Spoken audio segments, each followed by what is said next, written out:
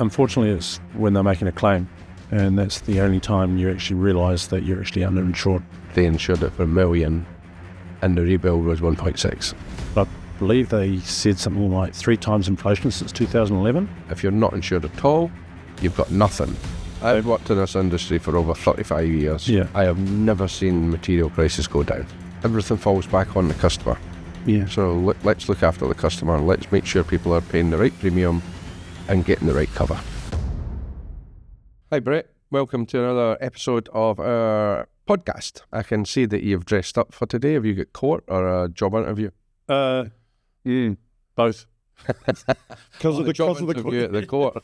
Yeah, that's right. Yeah. I was watching the TV when I got home from work at 11 o'clock last night. Insurance has gone up by more than 900% this century, with home insurance premiums rising more than 40% in the past 2 years. Have you got any answers to that, in your opinion, with regards to why the premiums have been increased by so much? I think that we need the insurers to make money. Yeah. But we as a nation need the insurers to make money. And I know people don't like that. It's not the right thing to say, but they do need to make money. Yep. Because they won't stay here if they're not. That's right. And we need to have insurance. However, yes, the 40% in 24 months is a lot. And 3 times inflation since 2011 is a lot. Mm-hmm. So if you look at insurance as a bucket of money in the middle of the table, I'd say we've got a ball here, yep, and we've got money in here. And the 4 of us that are sitting in here have all put money in. Sorry, there's 2 other people here. So we're all sitting here and we've got money in the pot, and my house burns down and I take 80% of the money out, which means none of us have actually insured properly, then there's not enough money. So the insurance company has to put the premiums up to cover that shortfall. That's right. That people are not paying enough insurance. That's right. And that pot, they need to keep that relatively full for a big event. Yeah, well, there's some compliance as well. They need to have a set amount of cash in the bank as well to be able to, are available, that they can actually pay out premiums. That's part of being an insurer. So with that 40% increase in premium, are you finding that there's more of a reluctance to get some insurance valuations? Yeah, people don't want to spend even more money to come and get a rebuild valuation. That's right. To get it done, to tell them to pay more money. That's right. So because 90% of people's insurance premiums will go up, the value of the property will go up, the rebuild value of the property will go up once they get an accurate rebuild valuation. We spoke about in the other another episode about how online calculators are 35 to 50% out. So your premium will go up. It does go up, but it doesn't go up exponentially. Your first $500,000 of insurance is the most expensive. Yeah. And then after that, it goes up in small increments. And of course, if they're not getting the accurate rebuild valuations, and assuming that everybody does, then the risk is higher for the insurance company. So it's got a knock-on effect. Come claim time, they have to put some money on top to pay for everything that they might miss. Yeah. And they've also got to pay for a loss adjuster. They've got to pay for their time. They've got to pay for the builder. They've got to all that extra money on top. Yeah. So they're putting bunts on top of what they've already got. Bunts. So they could be 200% higher than it because they have to put that money in there. When do you see that a client usually finds out that they are underinsured? Well, unfortunately, it's when they're making a claim, and that's the only time you actually realise that you're actually underinsured. We had an example with a client, and we used that for an event that we did Beyond the Build, where they were underinsured. You're better with the numbers, but they're underinsured because they used a calculator. Oh, they used the calculator and went, that's way below what we think it's going to be, and so added 400,000 to it. Yeah. So the calculator came out at 600,000. That's right. And they insured it for $1 million, and the rebuild was 1.6. Yeah. And so we went in retrospectively and worked with the insurer, and it ended up being a happy story in the end, other than all the other events that happened in between. Roof got ripped off the house and the reinstatement.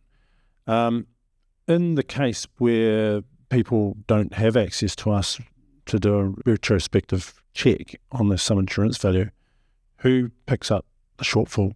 the customer does, because in that case, I know you said it was a happy story in the end, but Yeah, it was only a happy story because they moved into a new house. that's right. And they have to pick up the extra money to rebuild that house. The customer had to pay that themselves. Yeah. They had to find that cash. Am I talking out of turn by saying that in an event, if a lot of people are uninsured, not underinsured, but they've got no insurance at all, who picks up the shortfall then? At the moment, precedence has been set by the government that they've actually bought people out of it and paid for some people's properties to be rebuilt. Right. Or given them a payout, or they'll claim that the land, they shouldn't be rebuilding on the land, and they'll buy the land off them. They won't get a full value, Yeah. but they'll get a land value. And value. So basically, a house gets red stickered, told you can't rebuild it there. You get relocated, and you get a sum of money to. and that's what your EQC payment and your insurance pays for. But if you're not insured at all, you've got nothing. So you shouldn't get an EQC payment, in my opinion, but they are getting it. Okay. So we pay for that in our taxes. Yep. So there is an allowance in our taxes for things like that. What does a client walk away with once over the proper valuation from a quantity surveyor? They walk away with confidence. It's accurate. And as you've mentioned in a previous podcast, we are plus or minus 5%. So they should be able to sleep at night knowing that if in the event that they have a total loss, there's going to be enough money to be able to rebuild their home. It's just confidence. In the last for a couple of years, how quickly do you think that our valuation will go stale and people need another valuation?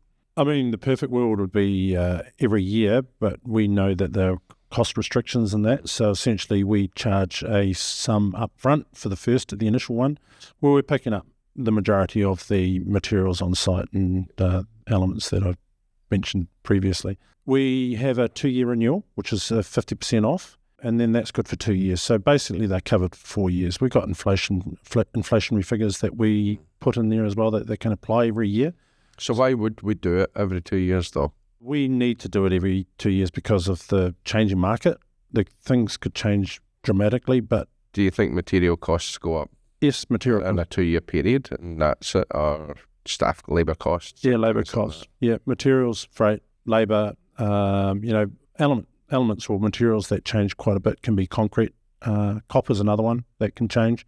So, How much copper do you have in a house? well, funny enough, you don't see it because it's all in your wiring, and it's a very small part, but it does demonstrate that we. I mean, it's something we've talked about before. I mean, it's something that we laughed about during COVID, Yeah, when the paper would say that copper has went up 40%, but right. we use 0.0% of copper in a property. that's right. So 40% of that is the value of That's it. right. So the main elements, or the main materials are concrete. So steel, timber. concrete, Steel, yeah. timber, that's the big thing. So they're going up all the time. Yeah. Just we're coming out of a huge recession at the moment. That's right. We can start to see some green shoots. And then we have one of the big suppliers telling us that he's got a price increase over all their materials. Yeah, Materials are going up in price constantly, even though we're not buying them. that's right. Materials are still going up. Yeah, So a period of 2 years is, we're even in a recession and materials are going up. Labour's not going up. Materials are still going up. It goes up constantly. that's right. And, some of the comments that we get from brokers and insurers is, it's a flat market at the moment and they've seen prices go down. They don't go down. I've worked in this industry for over 35 years. Yeah, I'm an old man. I have never seen material prices go down. they might go up a couple of percent, but They go up slower. they go up slower. That's right. So, the fact that there are people out there reducing their valuations for their rebuild, that's just wrong. Yep. Yeah. Okay, Andy, I think we've covered enough today. The shortfall, obviously, I learned a bit out of that because I'm sort of heavy into the valuations and so forth. So thank you very much for educating me on that. Bit of a shock. The inflationary stuff is ongoing and we have to answer those questions all the time. Have you got anything else to add? Yeah, just everything falls back on the customer. Yeah. So let's look after the customer and let's make sure people are paying the right premium and getting the right cover. Well, that's pretty much covers it.